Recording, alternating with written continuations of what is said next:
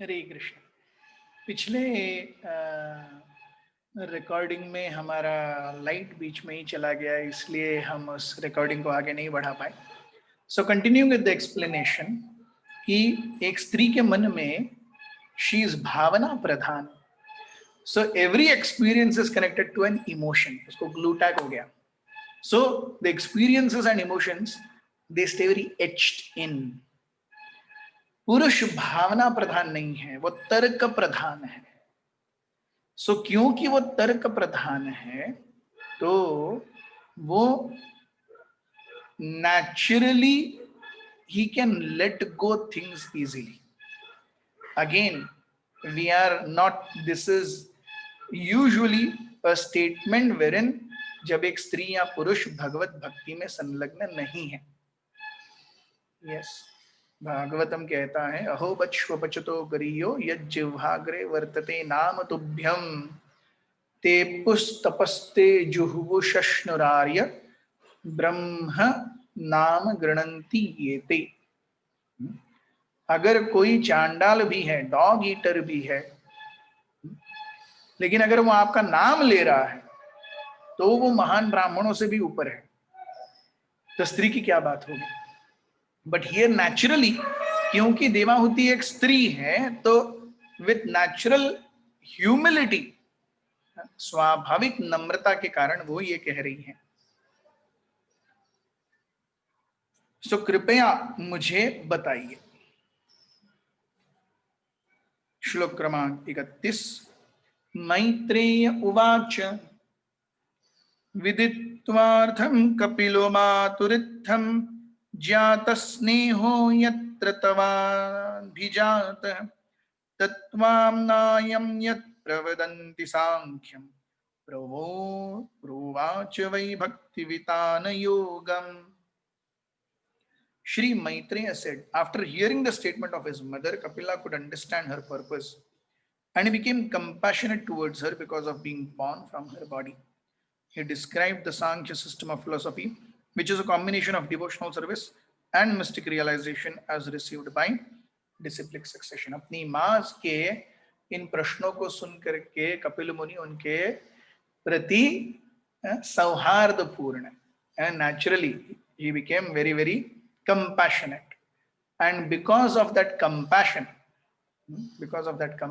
Kapila Muni started speaking. क्या है सांख्य? ये सांख्य is a combination of भक्ति and mystic yoga.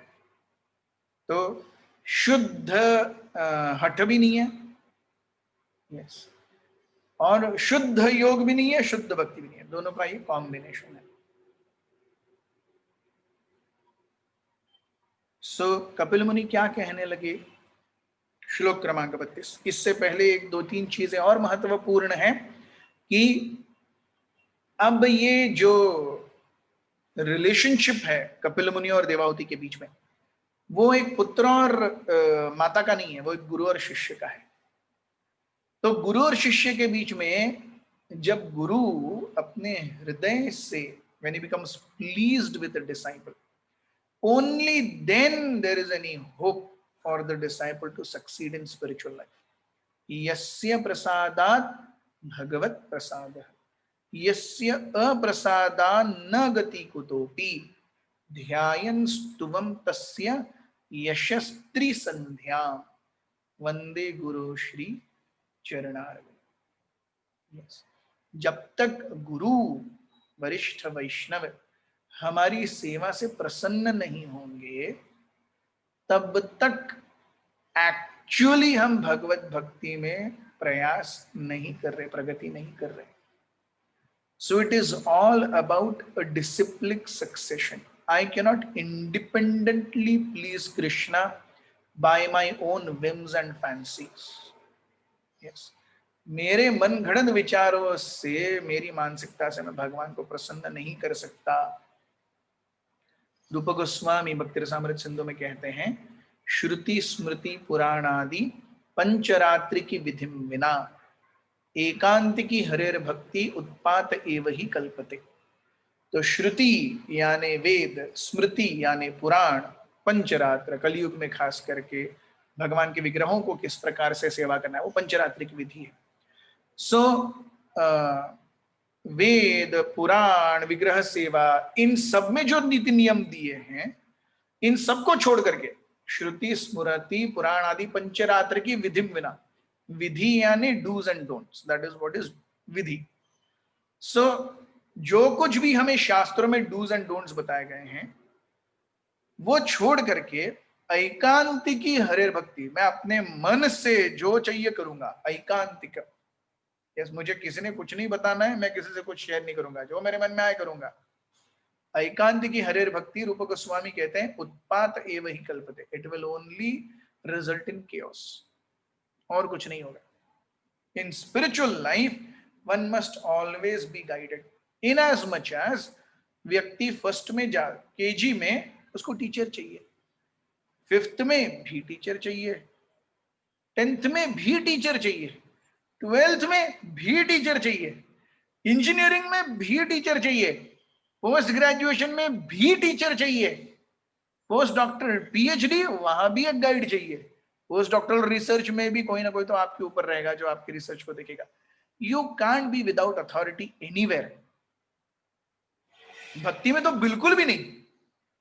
One just does not have the prerequisite of doing whatever one wants, whenever one wants, however one wants, and still call oneself a devotee. ये होता ही नहीं है। Yes. So यहाँ पे क्योंकि देवाहुति कपिल मुनि को, अपने बेटे को भगवान करके जानती है, उनको उस स्थान पर रख रही है, इसीलिए क्या हो रहा है, कपिल मुनि is very naturally very compassionate.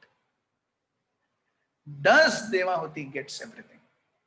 So Kapil मुनि कहने लगते हैं, श्लोक क्रमांक 32, देवानां गुणलिंगानां अनुश्रविक कर्मणां सत्व एवैक मनसो वृत्तिः स्वाभाविकी त्वया अनिमित्ता भगवती भक्तिः सिद्धेर्गरीयसी।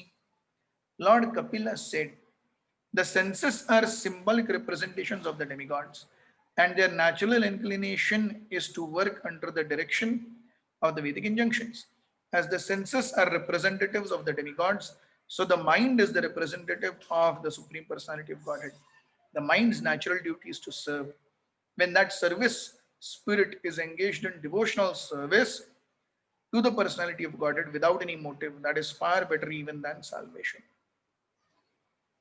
तो कपिल मुनि कहते हैं कि जो अनेक, हमारे लिए सबसे बड़ा प्रॉब्लम क्या है, इंद्रियां और मन।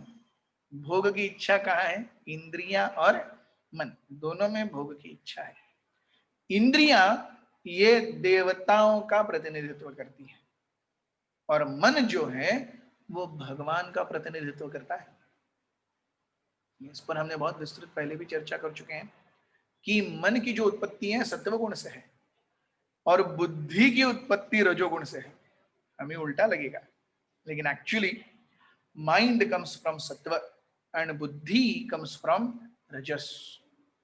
सो हम देखते हैं भगवत गीता के 6 अध्याय में भी भगवान क्या कहते हैं, जिसने अपने मन को विवश कर लिया, प्रैक्टिकली उसने मेरे परमात्मा स्वरूप को पा लिया। Yes, that is how difficult it is to control mind, क्योंकि एक तरीके से मन के ऊपर विजय प्राप्त करना यानी भगवान के ऊपर विजय प्राप्त करना।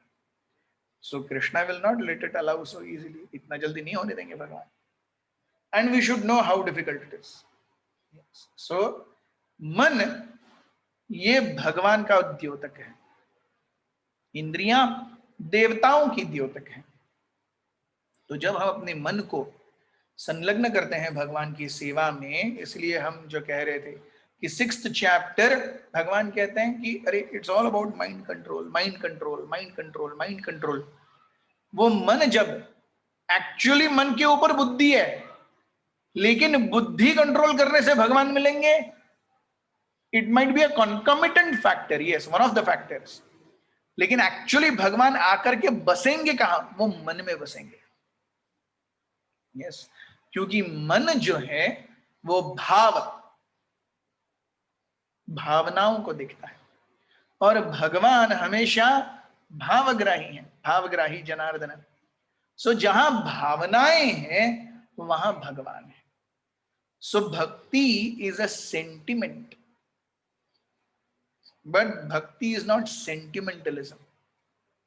भक्ति ये भावना है, लेकिन भक्ति पागलपन नहीं है। It is driven by logic. और वो लॉजिक कहां आता है? वो लॉजिक बुद्धि के स्तर पर आता है। सो वी सी, जब इंद्रियां भोग करने का प्रयास कर रही हैं, आज हमारी जो बुद्धि है कैसे बढ़िया इंद्रिय भोग करो, इसके लिए वो योजना बना रही है। हम जब भक्त बन जाएंगे तो हमारा मन कहेगा कि सब कुछ भगवान की सेवा में यूटिलाइज करो।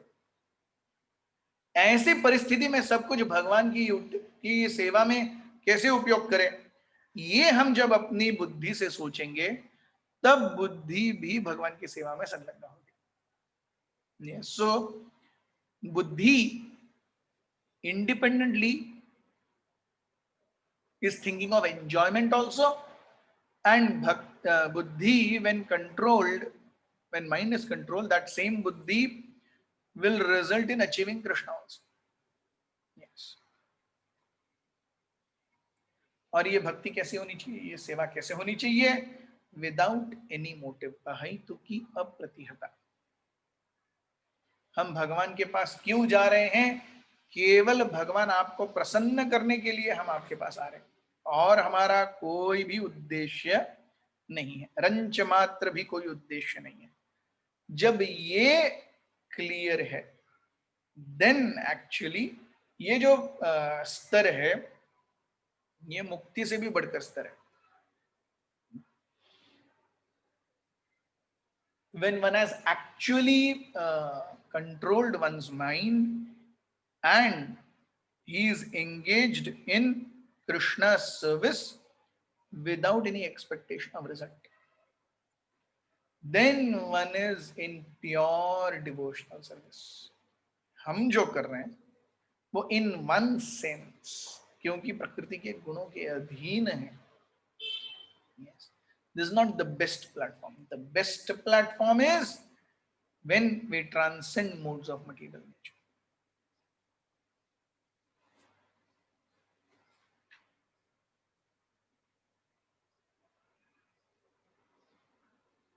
तो जब इंद्रियां बिना किसी हेतु के भगवान की सेवा में संलग्न होंगी, वो सेवा सर्वोपरि सेवा है। श्लोक क्रमांक 33, जरयत्याशु या कोशम निगीर्णामनलो यथा। भक्ति और devotional service dissolves the subtle body of the living entity without separate efforts, just as fire in the stomach digests all that we eat. We see, जब शरीर मृत्यु को प्राप्त करता है, शरीर स्थूल यही रह जाता है,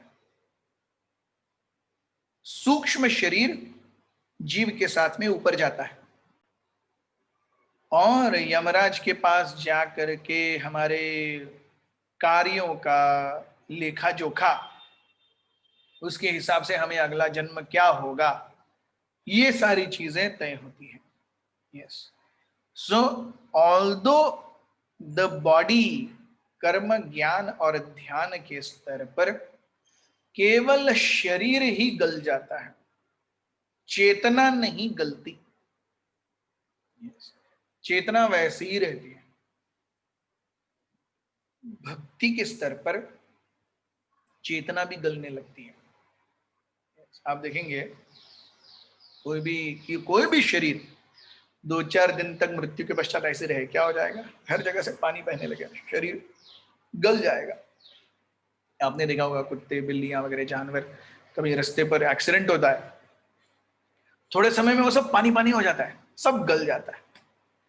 तो शरीर गल गया, लेकिन चेतना, मन, बुद्धि और अहंकार ये नहीं गले अब तक। इन्हें क्या चाहिए?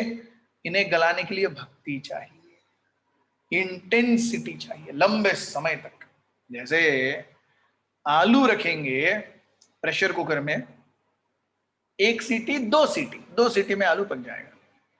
वही छोले रखिए, यस, छोले 8-9 सीटियां लगेंगी छोले गलने के लिए, यस, वो भी 6-7 घंटे भिगोने के बाद। तो आलू के गलने के लिए 2 सीटी, छोले के गलने के लिए 6 घंटे के भिगोने के बाद 8-9 सीटी, यस। सो आलू इज लाइक कर्म, ज्ञान एंड ध्यान, छोले इज भक्ति, yes. Or rather we can say aloo is like the physical body, chole is like the actual internal मन बुद्धि अहंकार, उसके लिए बहुत समय लेना पड़ता है, उसके लिए उतना इंटेंसिटी भी चाहिए। दैट इज भक्ति, केवल भक्ति ये कर सकती है, यस। तो प्रभुपाद जी कहते हैं कि भक्ति का स्तर जो है वो मुक्ति के स्तर से भी बहुत ज्यादा ऊपर है। क्यों? क्योंकि जब मुक्ति प्राप्त करता है, जब भक्ति प्राप्त करता है व्यक्ति, जब वो भक्ति प्राप्त करता है, मुक्ति उसके दरवाजे के सामने का द्वारपाल बन जाती है। बिल्व मंगल ठाकुर कहते हैं मुक्ति मुकुलितांजलि सेवते अस्मात्, मुक्ति अपने दोनों हाथ जोड़ के मेरे सामने खड़ी है, आप मेरा कृपया वर्णन कीजिए, आप मेरा कृपया वर्ण कीजिए। सो जब भक्ति घर में प्रवेश करती है तो मुक्ति द्वारपाल की तरह घर के बाहर खड़ी रहती है। ये yes, so bhakti is the princess और the queen of Krishna's palace and mukti is the door keeper servant of Krishna's palace. संपूर्ण जगत मुक्ति के पीछे लगा हुआ है, but mukti is only serving as a door keeper, sevika of Krishna's palace. Whereas Bhakti Devi is actually inside with Radha, with Krishna, yes, in his inner chambers. So this is the difference.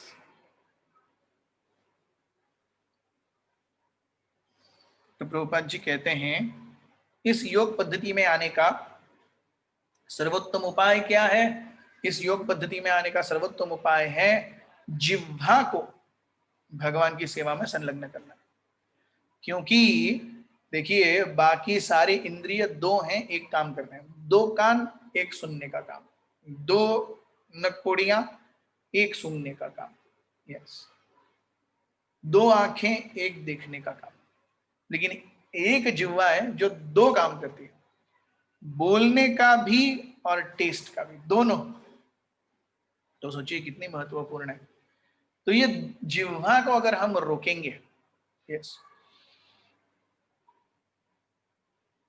what does actual tongue control mean? Actual tongue control means control on eating and control on speaking. केवल हम जब मन में आए, जैसा आए, जितना आए खाते रहते हैं, और जब भी जैसे भी जिसको जो चाहिए बोलते रहते हैं, yes, this is our condition. तो उससे जब हम बाहर निकलेंगे, tongue is controlled, and when tongue is controlled, rest everything will be controlled.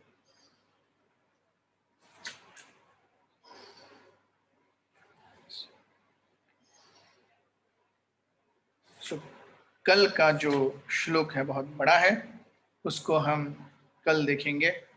हमारे साथ बने रहने के लिए बहुत बहुत धन्यवाद। फर्स्ट श्लोक का हम अपलोड करेंगे और सेकंड लिंक भी अपलोड करेंगे। सो मेक श्योर दैट आप जो देख रहे हैं दूसरों को भी वो फॉरवर्ड करें। Might be some devotees will miss. Hare Krishna. Granthraj Shrimad Bhagavatam की जय, कपिल मुनि की जय, देवाहुति की जय, श्रील प्रभुपाद की जय, गौर प्रेमानंदे। हरि हरि बोल।